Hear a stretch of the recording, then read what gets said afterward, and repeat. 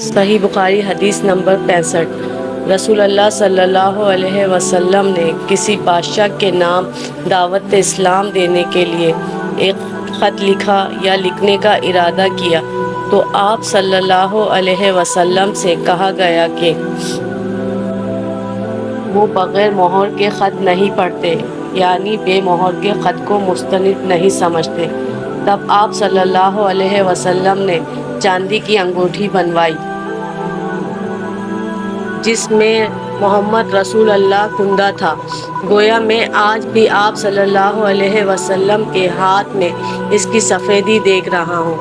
شعبہ راوی حدیث کہتے ہیں کہ میں نے قتادہ سے پوچھا کہ یہ کس نے کہا کہ اس پر رسول اللہ کندہ تھا؟ انہوں نے جواب دیا، انس رضی اللہ تعالیٰ عنہ نے۔ صحیح بخاری حدیث نمبر 70۔ عبداللہ بن مسعود رضی اللہ تعالیٰ عنہ ہر جمعرات کے دن لوگوں کو وعظ سنایا کرتے تھے۔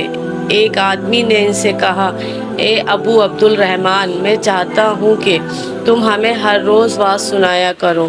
انہوں نے فرمایا، تو سن لو کہ مجھے اس امر سے کوئی چیز منع ہے، تو یہ کہ میں اس بات پسند نہیں کرتا کہ کہیں تم تنگ نہ ہو جاؤ، اور میں وعظ میں تمہاری فرصت کا وقت تلاش کیا کرتا ہوں۔ جیسا کہ رسول اللہ صلی اللہ علیہ وسلم اس خیال سے کہ ہم کبیدہ خاطر نہ ہو جائیں، وعظ کے لیے ہمارے اوقات فرصت کا خیال رکھتے تھے۔